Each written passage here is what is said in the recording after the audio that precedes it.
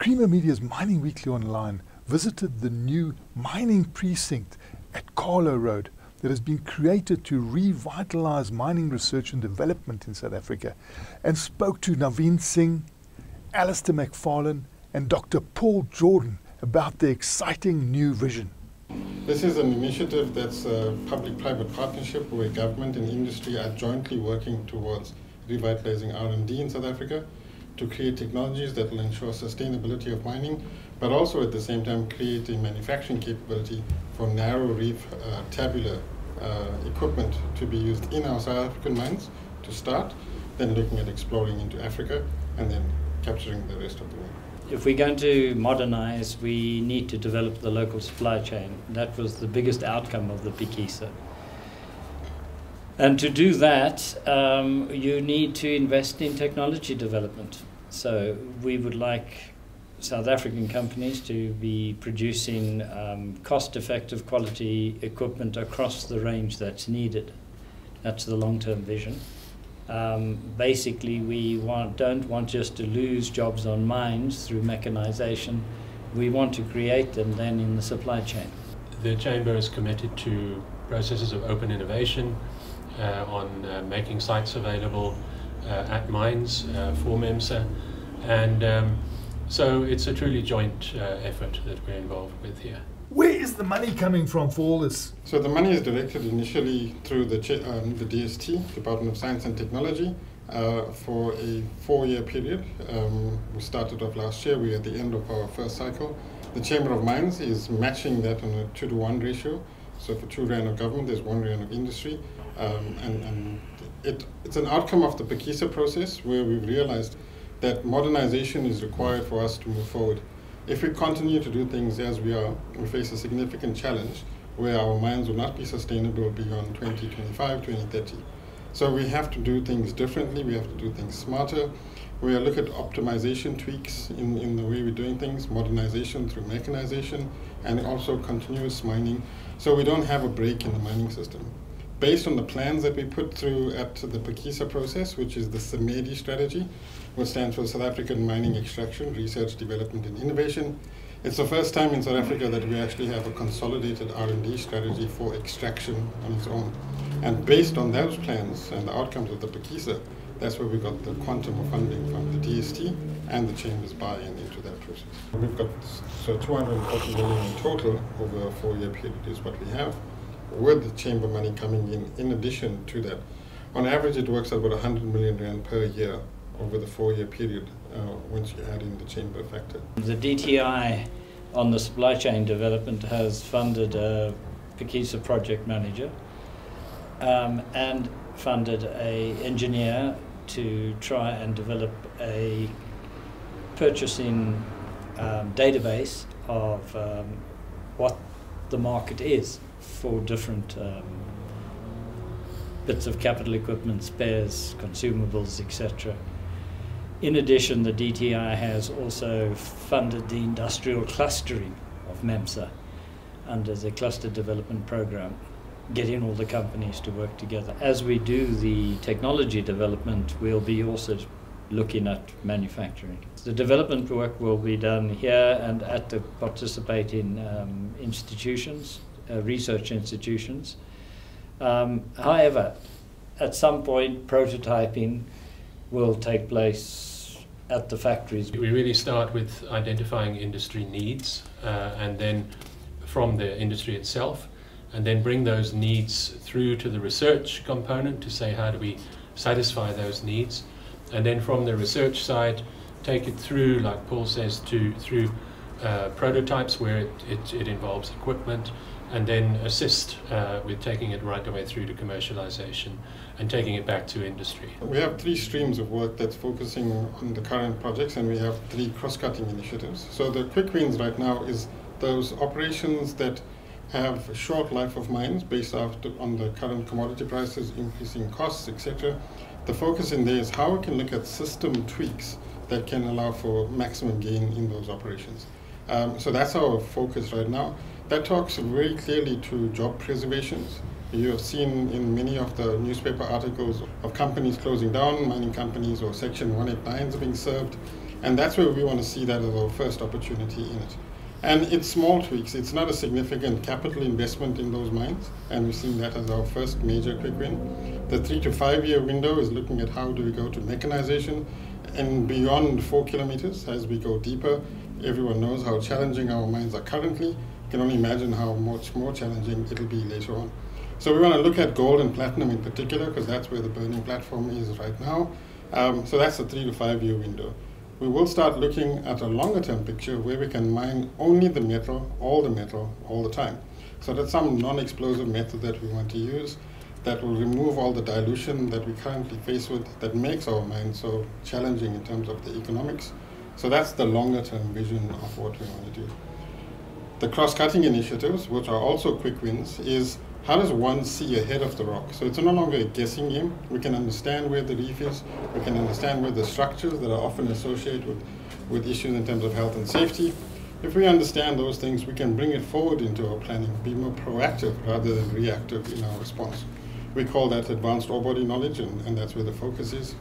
The second cross-cutting one is about real-time information. How do we communicate to the people who need to make decisions instantaneously or immediately, so that we don't have to wait a couple of hours to respond to a dangerous situation or a challenge in terms of the productivity. And the third most critical one in terms of the cross-cutting is about the people issue. We call it successful applications of technology. It's a two-pronged approach. How do we deal with the change management of technologies, learning from our past mistakes so we overcome them in a new round, but also understanding the system requirements for people working with technologies in the mining environment, whether it be the workforce, whether it be management, the people surrounding the mines. So we're looking at it very holistically in that approach. What's the vision for the equipment playing a role to extend the life of our mines and at the same time be people-centered? Well, the first and obvious is to move people out of harm's way, which is the first couple of meters from the face.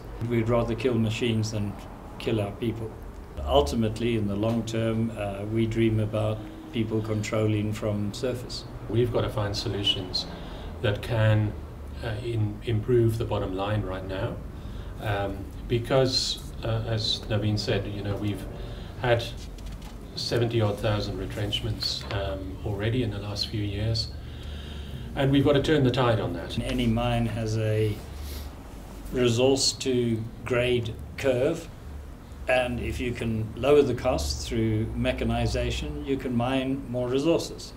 Could we have new mines? Is it a situation where we could say, wow, we can open up new vistas, new horizons if we get this right? And what do we have to get right? Well, absolutely. So one of the things is it may not necessarily mean sinking a new shaft to open up a new mine. We have enough infrastructure that exists already, but we shut those operations down as mines became more uneconomical. If we have this level of technology that we can start implementing, we can open up those new mines. We can open up 8 gold or platinum mines without sinking a shaft, because we're only extracting, those portions of reef that we walked away from. They were sitting at 4 or 5 grams a ton with a cutoff grade of 10 grams a ton. Now, as I said, when you're only taking out the metal and all the metal all the time, it means you leave all that dilution underground, you're taking out what you want, you're sending that to surface, you are reducing your costs in terms of cooling because you now have machines working in those spaces. You're working in very narrow seams, you're talking about 20 centimeters or maybe a maximum of 50 centimeters. And according to legislation, you won't be allowed to have people in that, but we can have the equipment working in. You can start targeting areas that were left behind because of stability issues, remnants that were created. So once again, we create new mining opportunities without necessarily sinking new shafts. In the longer term, obviously, if we can crack deeper mining, you're aware that on the Wit system, they are down-faulted, high grade, but they're too deep. So once we've moved to the phase 1, as Navin has spoken about, using current infrastructure, then exciting possibilities for getting into the Potch Gap and getting into the Bothaville Gap may surface. You're coming with new equipment. What about the skills required for that new equipment? What is the planning involved to get people skilled up? We're working with the Mine Qualifications Authority, which is the seater for mining and skills development in that process.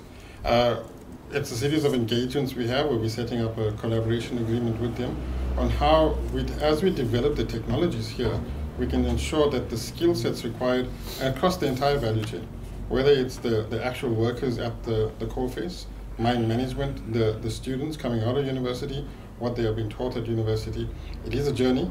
As Alastair said, it's a 10 to 15-year journey with the new technologies, which gives us sufficient time to put the necessary training programs in place. At the same time, we're also working and we're setting up a collaboration agreement with the Mine Health Safety Council. So as we develop technologies here that may impact on legislation, with the Mine Health Safety Council under its mandate, it will start looking at those particular activities. So we see this collaboration. It's just not a one point or point solution that we're providing. We want to look at the entire system, right from the training at university, at technical colleges, the actual workers at the coalface, mine management, the research, the OEMs working in this space, collectively developing the solution. The most important program within the ones that have been mentioned is the one about people. If we don't take people along with us, none of this will work. It is a very strategic intervention to first of all identify who all the stakeholders are and what those stakeholders' interests are and what their mandates are. And that includes not just the ones that we would normally think about inside the mine fence, but outside the mine fence as well. So into the communities, into the rural communities even, and understanding their needs and what modernization in the mine means to them outside the mine. And that includes the development and the support of local industrialization, local agricultural business supported by the mining companies and the mining operations. So we start to move all the way further into the total system within which we are a part. We need to walk this journey together. There's a lot of understandable concern from workers. To them, mechanization or modernization means loss of jobs. We are going to attempt by all means to create as many jobs. They will be higher quality jobs. A machine operator is a higher quality job than drilling the rock face. Jobs in the manufacturing cluster are higher quality. They're much nicer jobs than going underground. Also, creating jobs in these other opportunities Alastair has mentioned. The mining companies, well, some of them have come to the fore. They own a lot of land and they produce a lot of water. So projects have been identified by the Pikisa project manager for extensive and intensive farming using mine land and mine water. It is a coalition of the willing. We have brought in people to work together on the basis and the spirit of a public-private partnership to establish this. We have built the collaborative agreements with the universities. They are participating with us. We have brought researchers on board. We've brought other organizations on board as strategic partners. And so this whole thing is maturing and growing as we go. And as far as the research work itself is concerned, we are now very close, within 2 weeks of the end of phase 1 of the research, with the deliverables that were budgeted for, and they are in the main going to be delivered, and then we go straight into phase 2. So I think it's an important message to say things are happening, and there are demonstrable things that we can show have been done.